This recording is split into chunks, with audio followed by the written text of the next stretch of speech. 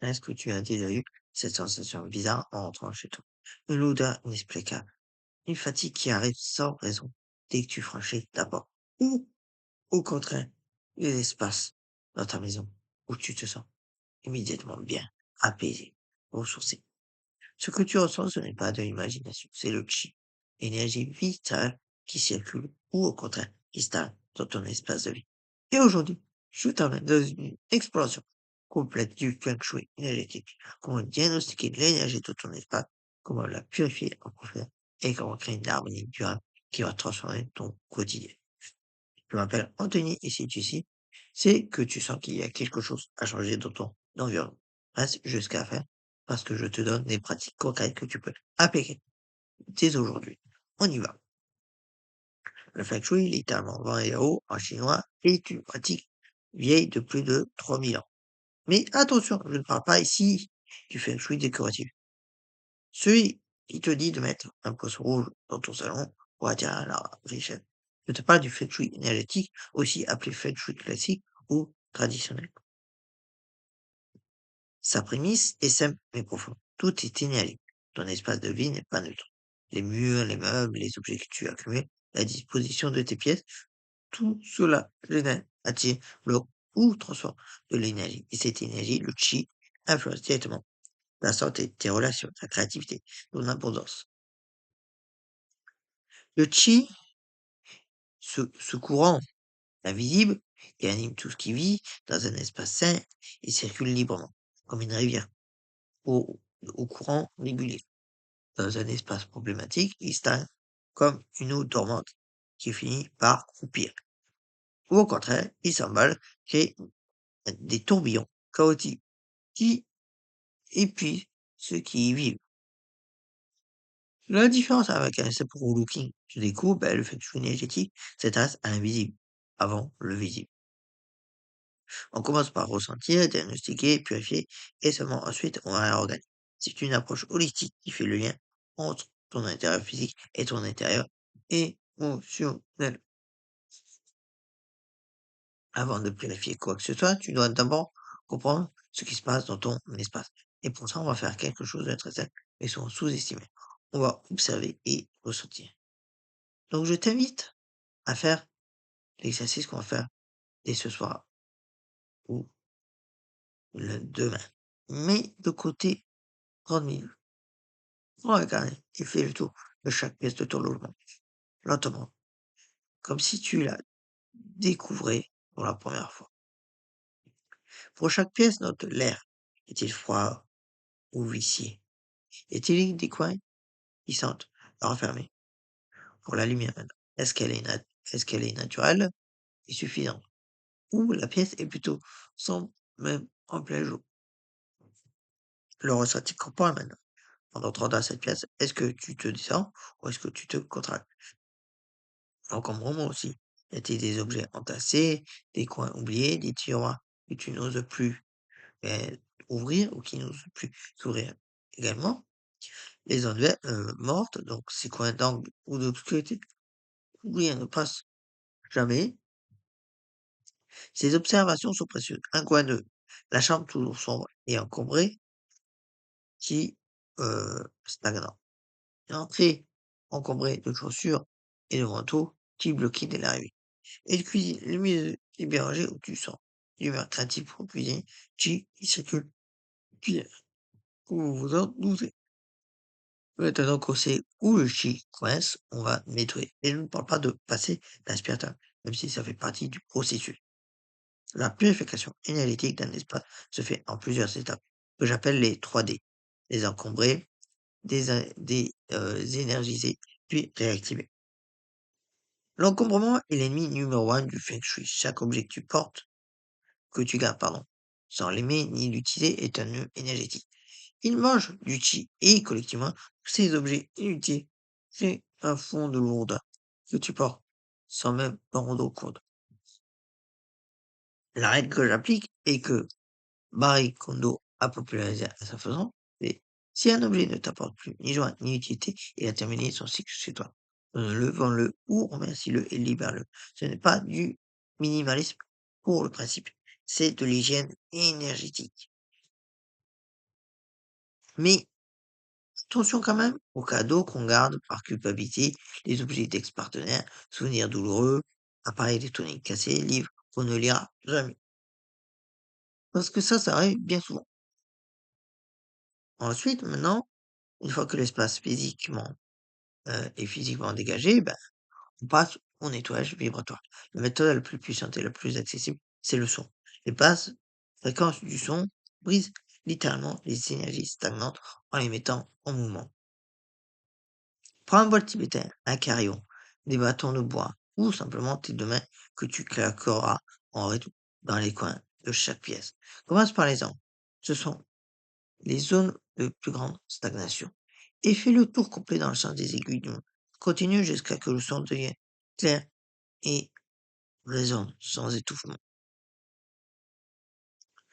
Ensuite, l'étape 3, ce sera avec la fumigation sacrée, parce que la fumée de plantes sacrées est utilisée depuis des millénaires pour purifier les espaces. La sauge blanche est la plus connue, mais tu peux aussi utiliser du palo santo, du cèdre, de la lavande ou du romarin selon ta sensibilité. Ouvre toutes les fenêtres avant de commencer. Tu vas littéralement chasser l'énergie ancienne et il lui faut une sortie. Allume ton faisceau de sauge, laisse-le prendre, puis souffle doucement la flamme pour qu'il soit en braise. Et déplace-toi dans chaque pièce en suivant les bords des murs, en passant dans les coins, les placards, sous les lits. Accompagne ce geste d'une intention claire telle que je libère cet espace de toute énergie. Il ne me sert plus que la lumière et la paix habitent ici. Bien évidemment, il y a une alternative sans fumer. Par exemple, pour si vous avez des sous-locataires, des colocataires, des allergies, bon, etc. Vaporiser d'eau bénite ou florida, d'eau florale, avec de l'eau de rose, fleurs, et eau de fleurs d'oranger et avec quelques gouttes d'huile essentielle de lavande ou de génévrier. Ensuite, surtout pour les espaces particulièrement chargés, après un conflit, une maladie ou un aménagement dans un nouveau logement, l'eau salée est un outil de purification profond. Remplis un bol de verre ou de céramique, jamais de métal bien évidemment, avec de l'eau et du sel, de mer, gros grains bien évidemment. Place, ces bols dans les angles des pièces pendant 24 à 48 heures.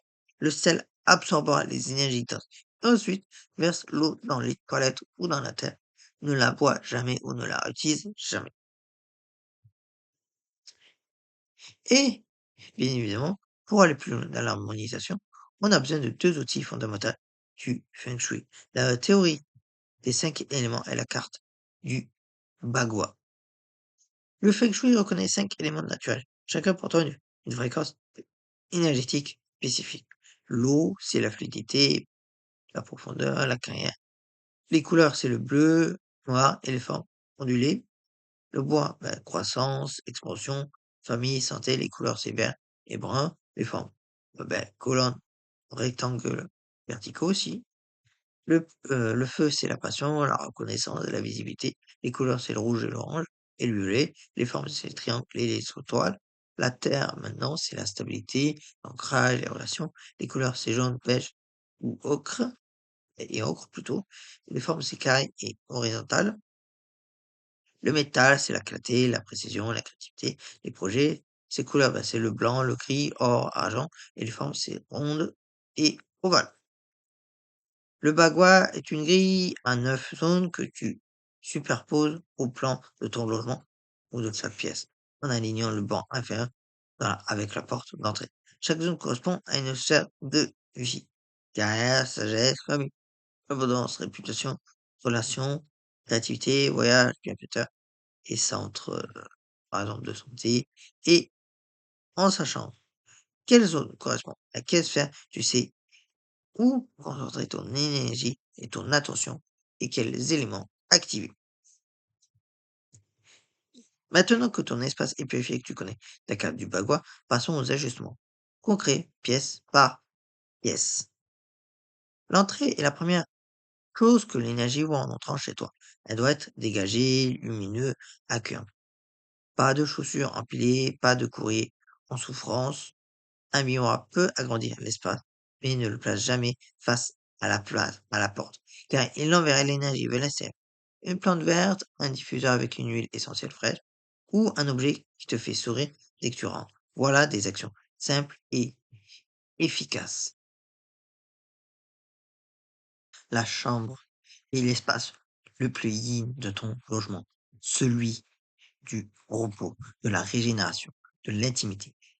Quelques règles clés. Ton lit doit être en position de commandement, c'est-à-dire avec vue sur la porte, mais sans être dans l'axe direct de la porte.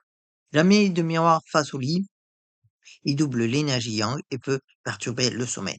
Retire ou cours les écrans le soir. Et si tu veux activer la sphère des relations amoureuses, zone bagua sud-ouest, place des éléments par paire, de bougies, de cristaux, de d'oreiller et des couleurs rosé ou terracotta. Maintenant, le salon, c'est l'espace yang par excellence, vivant, social, en mouvement. L'énergie doit pouvoir circuler librement entre les meubles. Évite les canapés dos à la fenêtre ou à la porte. Les personnes assises doivent avoir une vue dégagée sur l'entrée. Intègre les 5 éléments sous forme symbolique. Un objet en bois, une bougie, une coupe en métal, une plante dans un pot de terre, un vase avec de l'eau. L'équilibre des éléments crée une harmonie sensorielle perceptible. Maintenant, la cuisine, parce que la cuisine est associée à la nourriture, donc à la bonne et à la santé. Le fourreau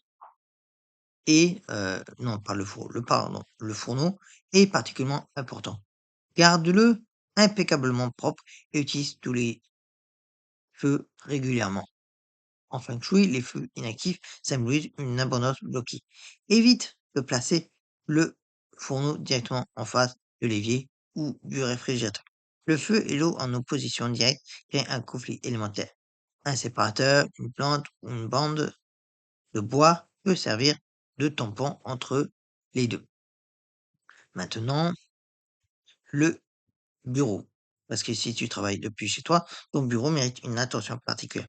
Position de commandement obligatoire, dos au mur, vue sur la porte, une plante sur la gauche ou du bureau active, vu que ça active du coup le chi créatif, donc côté dragon, l'élément bois soutient la croissance professionnelle et désencombre régulièrement sa surface de travail. Un bureau chaotique reflète et crée un esprit chaotique. Purifie ton espace une fois, c'est bien, le maintenir vivant au quotidien, c'est la vraie pratique. Voici quelques rituels simples à intégrer dans ta routine. Chaque matin, ouvre les fenêtres au moins 10 minutes. L'air frais renouvelle le chi comme rien d'autre. Allume une bougie ou un diffuseur dans ton espace principal. Formule une intention simple pour ta journée. Cela programme l'énergie de ton espace. Et chaque semaine, range et nettoie les surfaces. Arrose tes plantes, remplace ou replace les objets qui ont bougé dans leur position intentionnelle. Chaque mois ou saison, on fait une fumigation légère. Active tes cristaux en les exposant à la lumière du soleil ou de la pleine lune. Fais le tour de ton espace avec ton carnet et note ce qui a changé dans ta vie depuis le dernier nettoyage. Ton espace n'est pas qu'un décor, c'est un organisme vivant qui te reflète et qui te nourrit en retour. En prenant soin de son énergie, tu prends soin de toi, de ta clarté mentale, de tes relations, de ta créativité et de ta vitalité. Le feng shui énergétique n'est pas une tendance déco ou un mode ésotérique. C'est une sagesse ancestrale qui dit simplement ton environnement compte. Il parle de toi, il agit sur toi et tu as le pouvoir de le transformer. Commence par une chose, juste une chose. Désencombre un coin qui te pèse depuis longtemps. Ou ouvre toutes les fenêtres demain matin. Place une plante vivante dans ton entrée, une action et tu as déjà changé le courant. Si cette vidéo t'a apporté de la valeur, partage-la avec quelqu'un qui en a besoin, peut-être quelqu'un qui parle souvent de se sentir à l'étroit chez lui sans trop savoir pourquoi. Et dis-moi en commentaire quelle pièce de ton logement tu vas traiter en premier. Moi, j'adorerais le savoir. Et je te retrouve très vite pour une prochaine vidéo. Prends soin de toi et prends soin de ton espace. À bientôt.